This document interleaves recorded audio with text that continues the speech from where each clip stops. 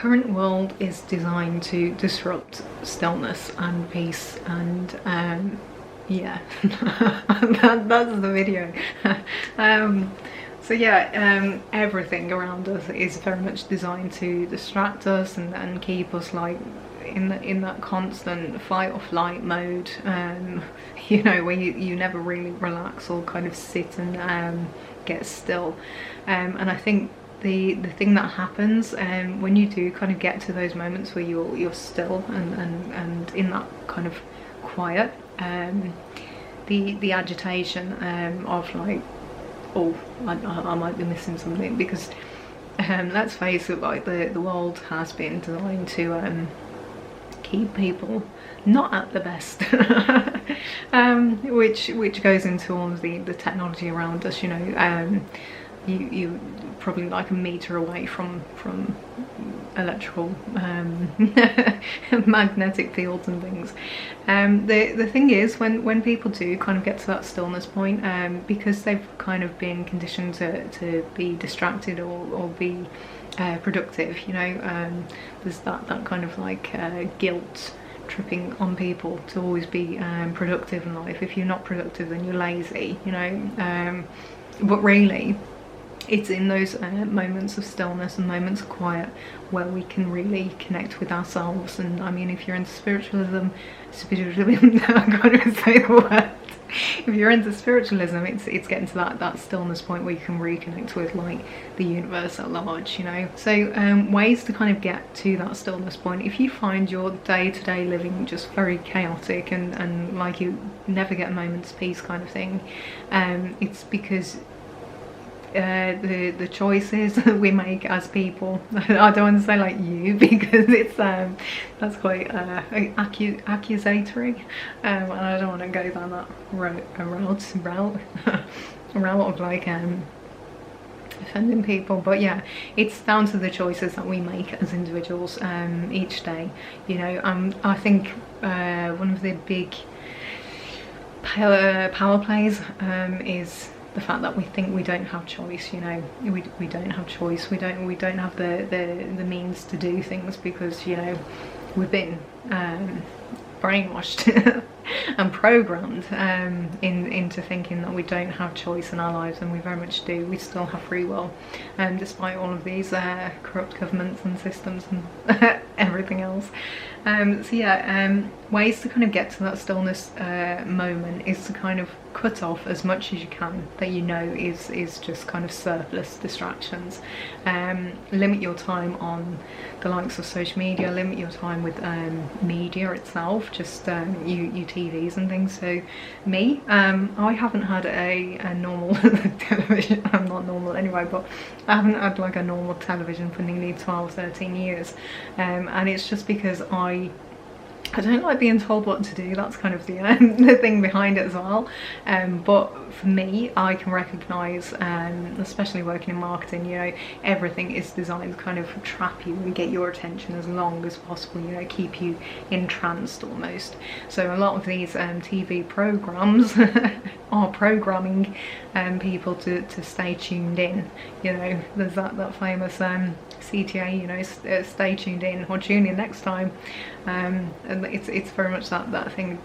Don't give your attention away from these man-made created distractions.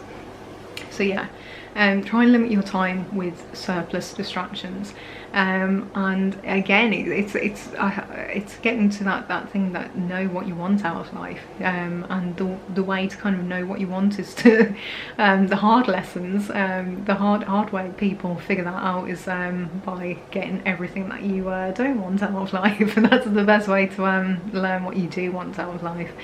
And try not to kind of get complacent. The best way, I suppose, to figure out if you've been complacent in life is kind of it's self-awareness, you know. It all boils down to self-awareness at the end of the day. You know, you have all these like the mad spiritual gurus and things on social media saying, oh, we're in a great awakening, we're in a great awakening. Awakenings happen every day. It's not a grand thing. You can just come to a realization that something's not right, you know. There's a pattern and you've just kind of spotted the pattern. That's an awakening.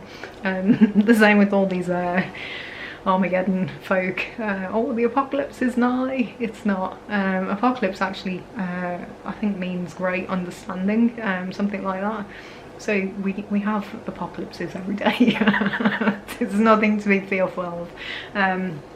And again, try not to buy into the fear factor, because that's kind of what keeps us plugged in as well.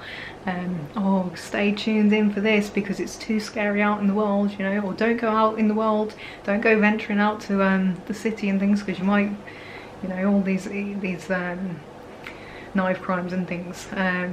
When we hear more and more doom and gloom, it's propaganda. It's another fear tactic to try and get you online first off. And why do you think people want you online, especially the governments? Allegedly, it's to sell you. So all of your hard-earned money, the government doesn't want you kind of spending time figuring out your goals and things like that. Allegedly, speculatively, it's to kind of drive you online. So we saw, I don't know if it was an experiment. I mean, there's all the tinfoil hat people, me. That thing like COVID and things like that was a little bit of a market research tactic. How do you kind of get people online and buying more? And we saw e-commerce shot up like that. It was kind of the pinnacle for e-commerce was during COVID. So you saw so many like small businesses set up, e-commerce driven businesses during COVID and things, and content creators and just online businesses, you know. And so that's kind of the thing behind it. I suppose touching on that, without kind of, you know, perpetuating that fear aspect of it all, they want you to kind of go and work, make their money, taxes, and then come back and spend all your money on useless crap that you don't even need, and it's just been recommended to you because you searched something the other day and it's popped up and it's like, oh, well, it's discounted, you know. I think mindfulness is the best way to kind of get self-aware and self-aligned and back into that stillness moment, and then doing things that you actually enjoy. That's stillness, you know. There can be stillness within doing things, even if it's like listening to music and things. That's being still. That's not participating in the matrix, I suppose. It all boils down to that, doesn't it? Turn away from the illusion. But yeah, and then getting comfortable in the stillness. I think when we first get into that stillness factor, where we're sat there and our thoughts are just really loud and things, it can be a little bit overwhelming for people. So some people do distract in order to kind of avoid themselves almost, be it through substance abuse or just kind of other addictions and things. You know, we tend to kind of latch onto these addictions because we're so fearful of the inner voices and things.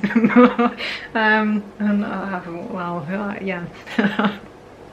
But yeah, it's kind of pushing through that uncomfortable barrier, and then, I mean, I think it might just come with age as well. You kind of do get to that point where you want and crave stillness because you kind of realise everything is very noisy, even down to people. And I it's not that I dread people. It's just for the better part, I think we participate in these character versions of ourselves when we're out the door and things, and that's in every walk of life, be it like work and friendships and relationships and all that thing. Unless you're really in tune with someone, there's a lot of like character characters walking around, I suppose, wearing masks and not really saying anything. It's just all noise. That's me. The grouch today. But yeah, so then it comes to that point where you crave that stillness. You kind of want to kind of be in your own company, your own thoughts, and just so you can kind of breathe, I suppose. It does feel very claustrophobic, the world. That's me being a weirdo intuitive, tuning into it all. I find it very claustrophobic, and I find people very draining, just because you can kind of see when someone's not self-aware, or when they're very kind of distracting from their own stillness almost. You can definitely sense it off people, and then just analyze it. You know, it's not all woo-woo. It's science as well. You can kind of it's psychology, I suppose. Psychology behind people. You can see when they're distracting, and when people are kind of playing these characters and things, it becomes exhausting. It's exhausting to play a character, full stop, you know, because it's not authentic to you. It's not the real version of you. So it's not. It's kind of I think it's people pleasing, if anything.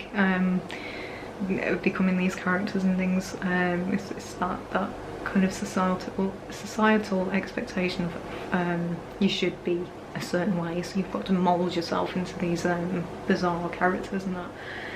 So yeah, I think I'm gonna leave it at that. I don't know if there was any tips in that. I'm so sorry. I'm gonna have to watch this back and try and edit it and make sense of it myself, I suppose. But yeah, if you enjoyed that, if this is kind of your something that you're on, I suppose, as a person, or a self-betterment journey or something. Clyde, I don't know what that is. But yeah, if you're kind of on that path where you recognise the noisiness and the loudness of it all, and you kind of want to get more still, yeah, just try and become self-aware. Establish your boundaries as well. Boundaries are the makings of us. It's kind of where we begin and where the world ends. And does that make sense? I don't even know. Oh man, wow. If you enjoyed this, do subscribe, guys, girls, non-binds, and yeah, drop your comments below if you have any comments to make. Even if you're a troll, you know, I don't mind. Really, you're just distracting from yourself if you are a troll. And it's easier to pick on people instead of face your own shadows and everything else. Psychoanalysis, what? But yeah, if you enjoyed this, do subscribe, guys, do subscribe, guys, girls, non-binds, and yeah, stay awesome, stay classy, be kind, and bye.